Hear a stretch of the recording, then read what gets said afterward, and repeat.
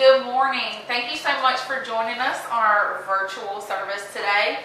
I wanted to share with you Proverbs 3:5. Trust in the Lord with all your heart and lean not on your own understanding. Because when you do that, you will find more power than you've ever dreamed of.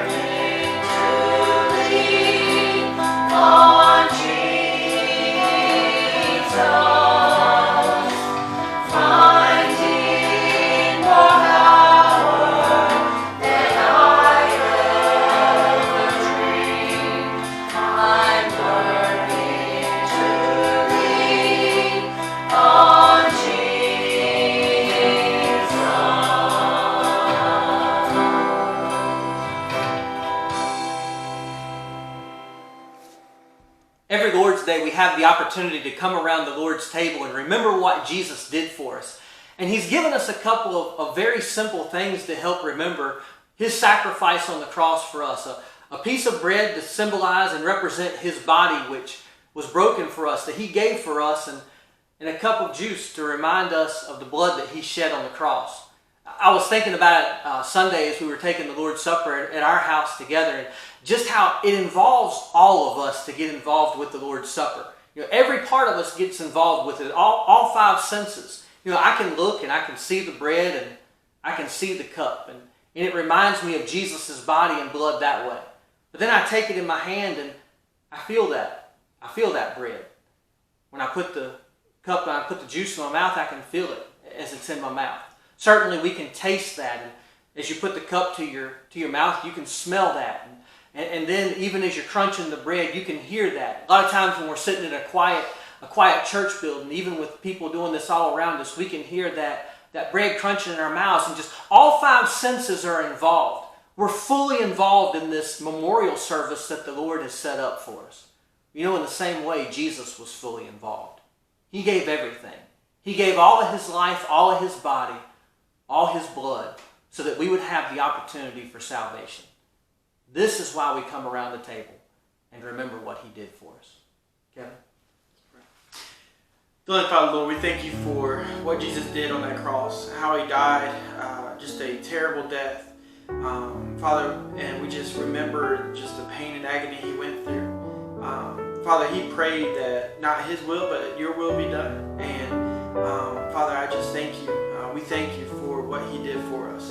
That we can remember what He's done by physically having the bread and the juice in our hands, that we can physically taste it, to help us to remember what Jesus has done, and what He has done for us by giving up His life for us to be able to have ours. We thank You for these things, these emblems that You have given us to remember Your Son Jesus. In Jesus' name I pray.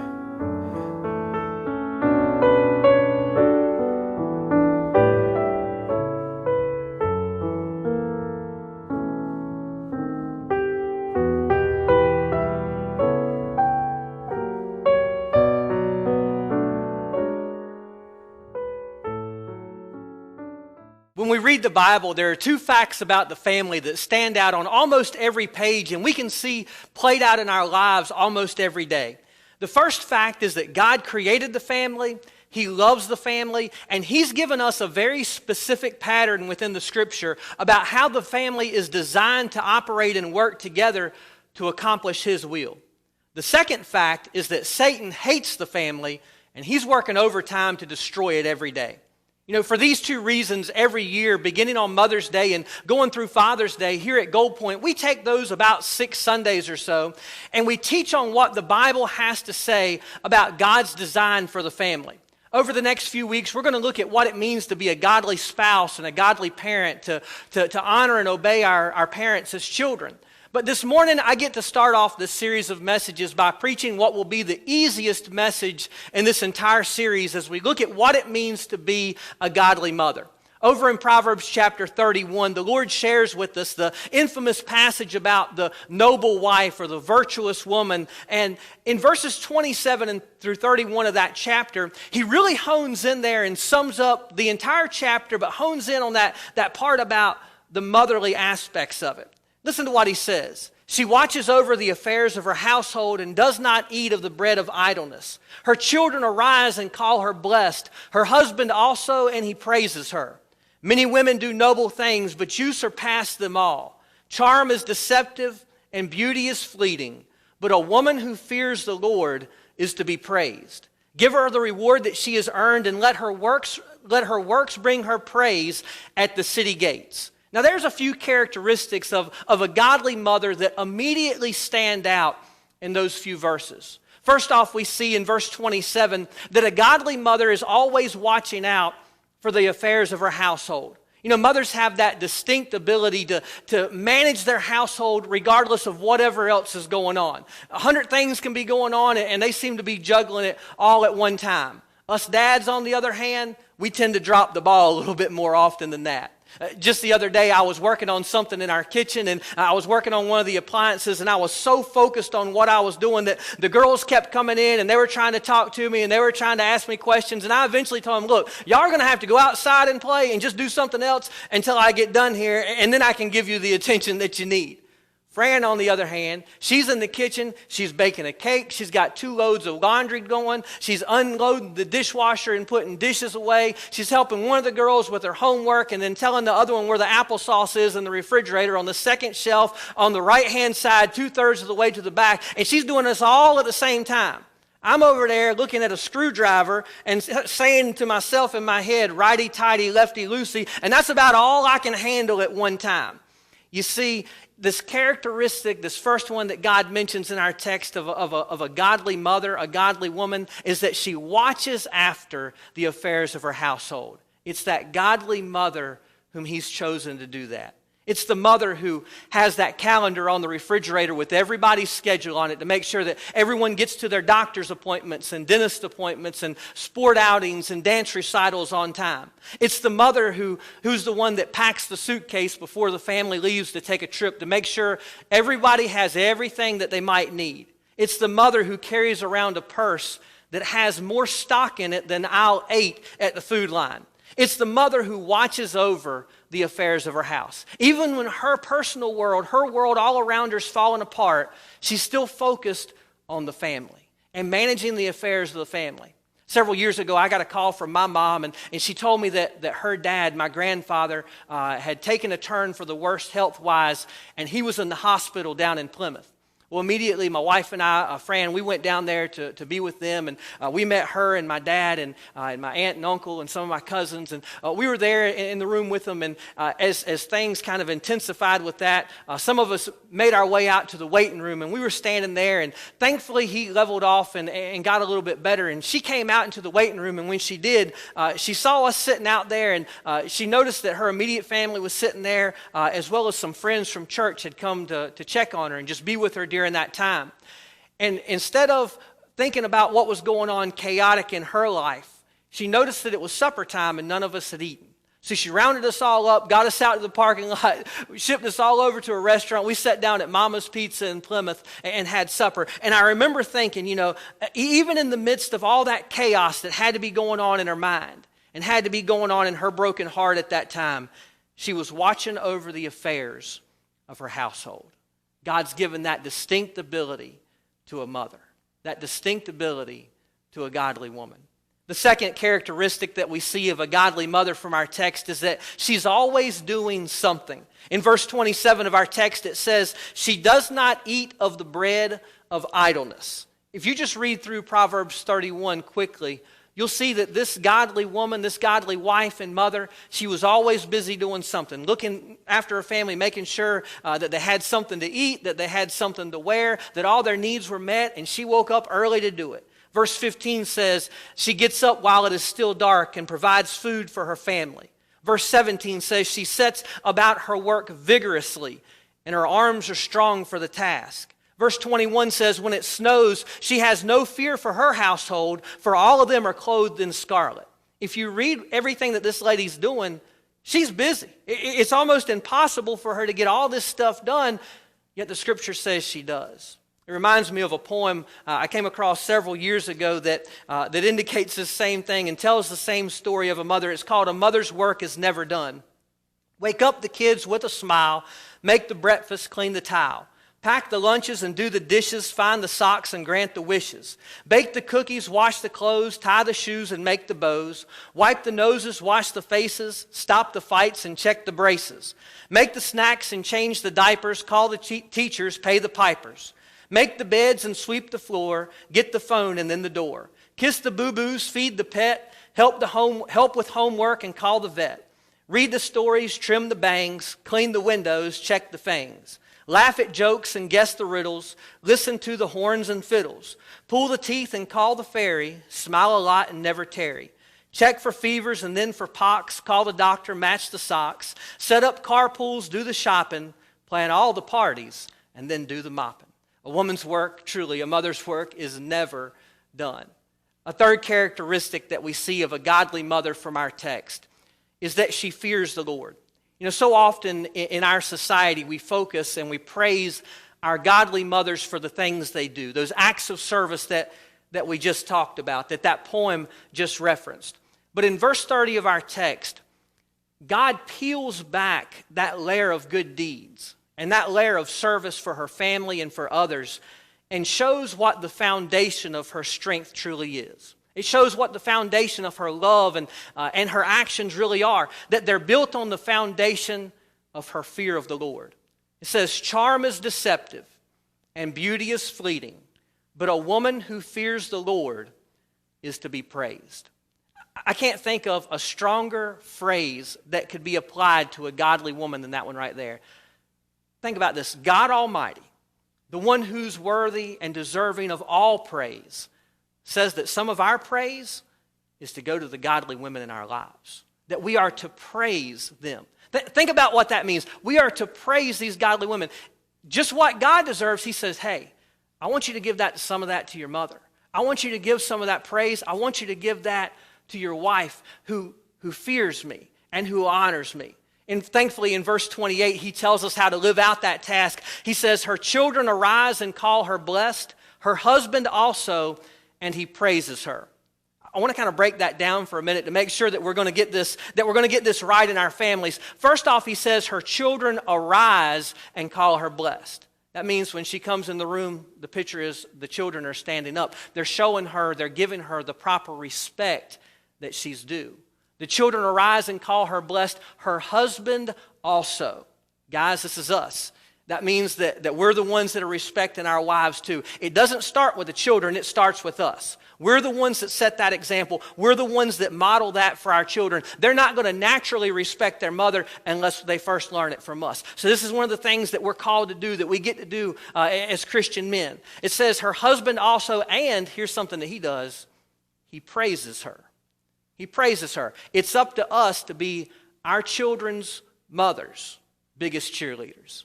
It's up to us, guys. In verse 29, it says, this is the praise that this man offers his wife. Many women do noble things, but baby, you surpass them. It doesn't say baby, but it's implied. This man, he loves his wife. He's so proud of her and the woman that she is and the mother that she is and the wife that she is and the godly woman that she is. I read this verse and it's almost like it reads like every post on Facebook is going to read today on Mother's Day. Everybody on Facebook gets on there and is like, yeah. Y'all got some good mothers, but my mama's the best. And you know what? That's how I feel. And that's how you probably feel about your mother, because we've seen the godly example behind closed doors. We've seen the godly things that they've done and the way they've raised us, or for our wives, the way that they raise our children. And we're so thankful. We're so thankful for that. Listen to the words of verse 31 again. Give her the reward that she has earned, and let her works bring her praise at the city gates. This is a cool picture right here. You got all the men in the town. They're kind of gathered around the city gates. It would be the equivalent of Bojangles in the morning in Robertsonville, where all the men kind of gather around the round table and discuss the happenings of the world. And they're trying to figure out the world's problems. And they're talking about work. And they're talking about the economy. And they're talking about the stock market. And they're talking about where the fish are being caught and all this stuff. But then you've got this picture here, this man sitting at the city gates. And he's got a godly wife. And she's a godly mother to his children. And he's praising her. He's given her that praise that she's deserving of.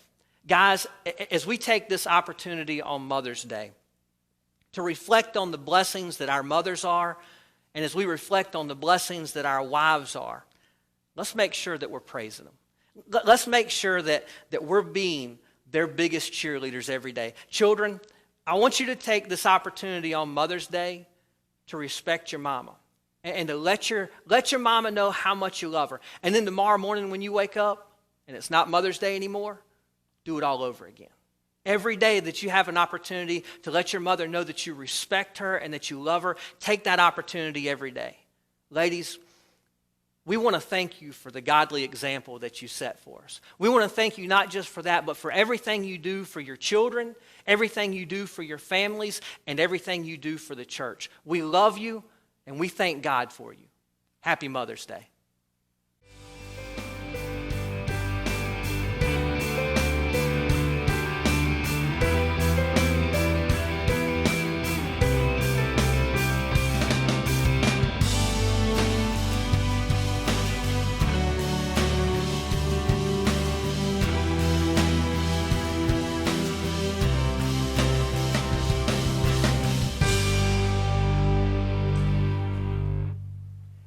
been so cool to be able to see how we have drawn closer to Jesus and the ways we have through praying, through things we can physically see through nature, and how we can read the Bible.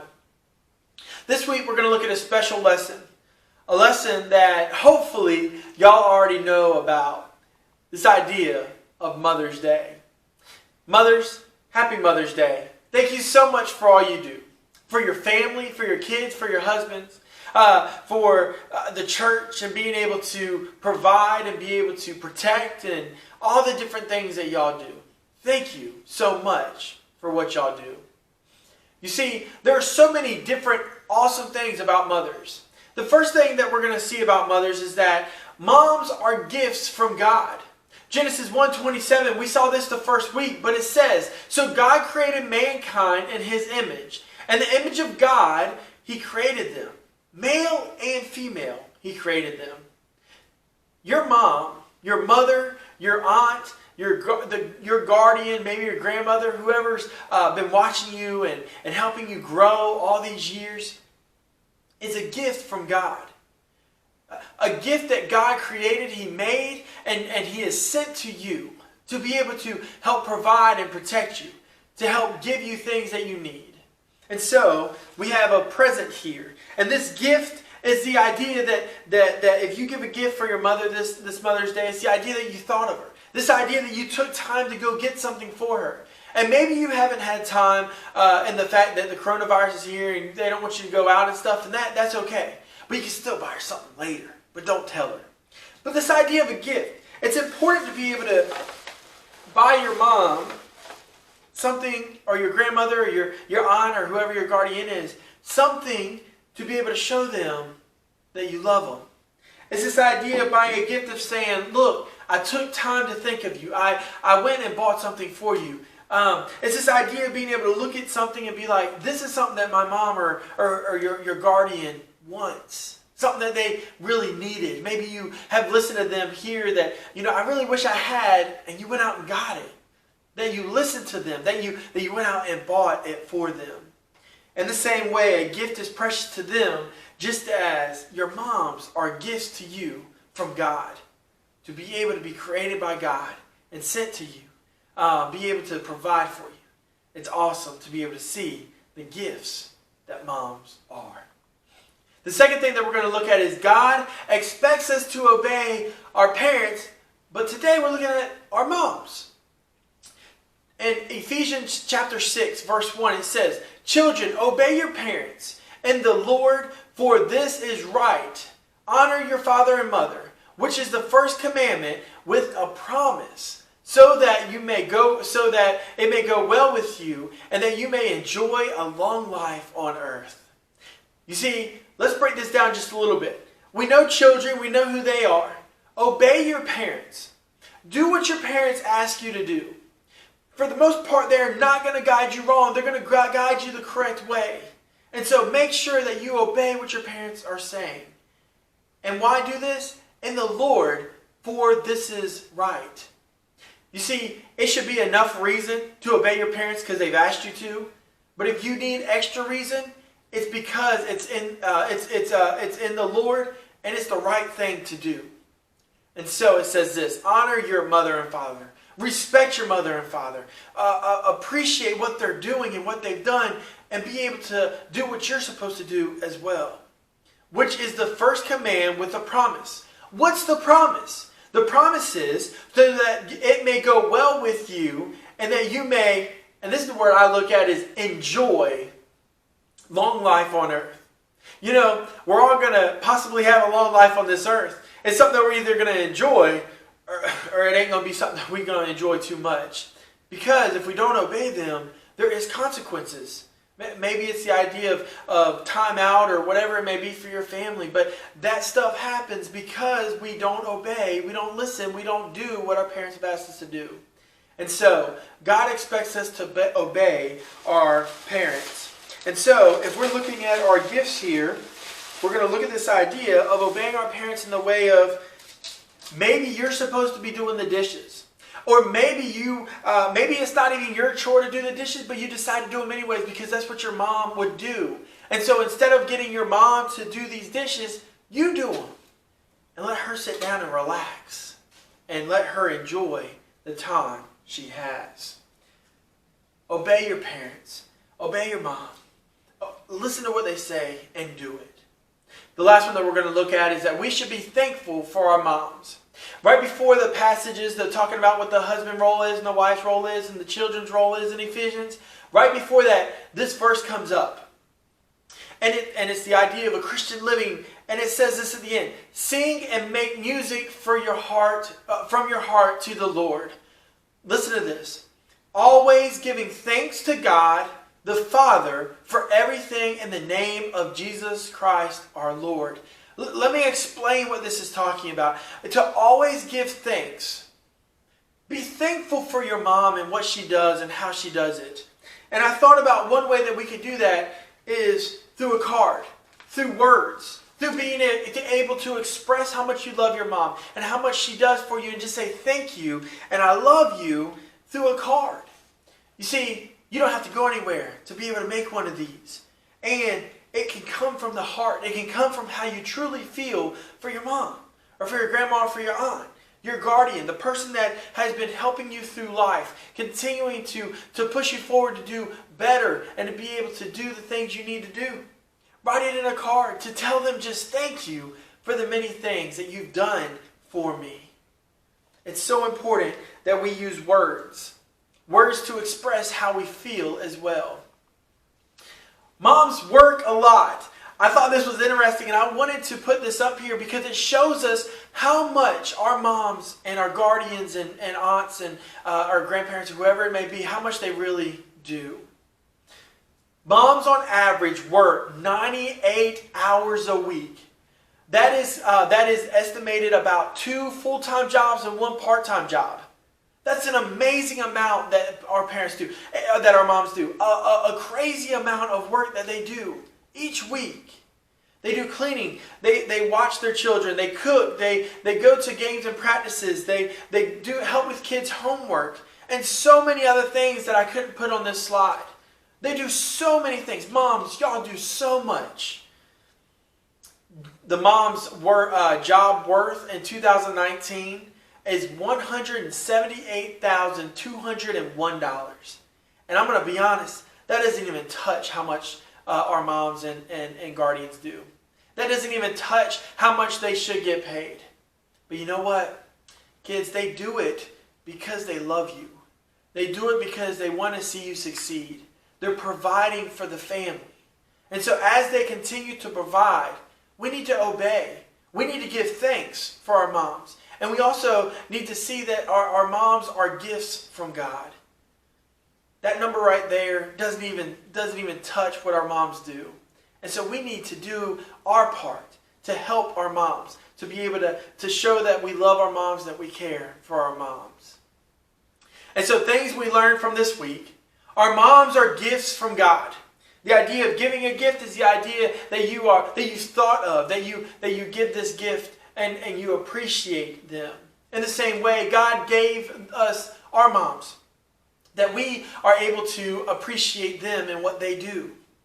We are commanded to obey our parents. We are commanded to obey our moms. We are here to be able to make sure that we respect our moms and that we do what they ask us to do. And we should be thankful for our moms. Tell your mom thank you. Tell your mom you love her. Tell your mom how much she means to you. And so, some goals that I want you to do this week. Somehow, this week, I want you to do something for your mom and even your grandmother. I want you to do something for yourself. Maybe it's vacuuming. Maybe it's the idea of dusting. Do something that you know you're able to do to be able to show them that you love them. Make something for your mom and or grandmother. Maybe it's this idea that you want to make something out of wood, or the idea of even making a card or making a picture frame or something that they would appreciate and that they'll put up because they're going to keep it for a long time. So make something for your mom or grandmother. Help with something for your mom or grandmother. If they're doing something, help them. Work with them. If they're doing the dishes, hey, let me help. Let me dry them or let me wash them or whatever it may be. Maybe if they're vacuuming, Ask them to see if there's anything that you can help with. Because there's so many times when it's so much nicer to have that extra help. The last one. Say something kind to your mom or grandmother every day. Not just on Mother's Day, but every day. Say something kind and compassionate to your mom or grandmother, or both. Being able to show them how much you love them and you care for them and you appreciate all they do. Like I said, not just today on Mother's Day, but every day. Mothers, happy Mother's Day.